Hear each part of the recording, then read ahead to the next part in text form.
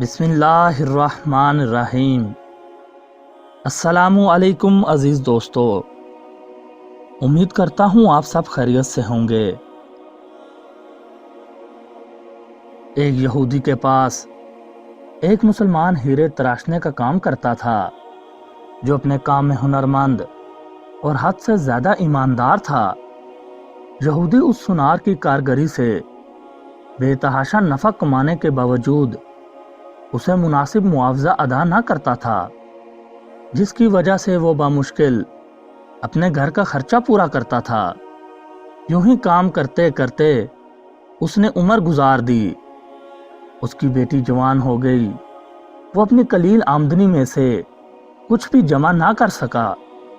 بیٹی کی شادی کے لیے سونار کاریگر نے یہودی سے کچھ رقم بطور ادھار مانگی، مگر کروڑ پتی یہودی نے رقم دینے سے معذوری ظاہر کر دی۔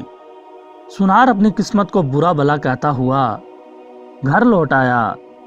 رقم ادھار نہ ملنے پر بیوی نے سخت ناراضگی اور تانوں کے تیر برسا کر الگ استقبال کیا۔ دوسرے دن وہ دکان پر کام کے لیے نہ گیا۔ بعد میں یہودی سونار کے بلانے پر جب وہ دکان پر پہنچا تو اس کے ہاتھ میں ایک پوٹلی تھی، جو اس نے یہودی کے سامنے کھول کر رکھ دی۔ اس نے قیمتی ہیرا دیکھ کر یہودی سوالیہ نگاہوں سے کاریگر سونار کی طرف دیکھنے لگا۔ کاریگر بولا، مالک، یہ ہمارا خاندانی ہیرا ہے، اسے بیچنے کی اجازت نہیں۔ آپ اسے گروی رکھ کر مجھے کچھ رقم دے دیں، میں آپ کو رقم لوٹا کر اپنا ہیرا واپس لے لوں گا۔ یہودی راضی ہو گیا۔ مسلمان کاریگر نے قرضے کی رقم سے بیٹی کی شادی کر دی، پھر دن رات کام کر کے قرض کی رقم آہستہ آہستہ ادا کرنے لگ گیا۔ قرضے کی آخری قسط ادا کرنے کے بعد مسلمان کاریگر نے اپنے ہیرے کا مطالبہ کیا۔ یہودی نے وہ ہیرا لا کر اس کے سامنے رکھ دیا۔ ہیرا تراشنے والے کاریگر نے ہیرا لے کر پانی میں رکھ دیا۔ دیکھتے ہی دیکھتے ہیرا گل کر ختم ہو گیا۔ ہیرا تراشنے والے کاریگر نے کہا، مالک، یہ مصری کی ڈلی تھی، جسے میں نے اپنے فن سے ہیرے کا اس طرح سے روپ دیا تھا کہ آپ جیسا سونار بھی دھوکہ کھا گیا۔ آپ نے میری عاجزی اور درخواست پر قرضہ نہ دیا، جس کی وجہ سے مجھے یوں آپ سے رقم نکلوانی پڑی۔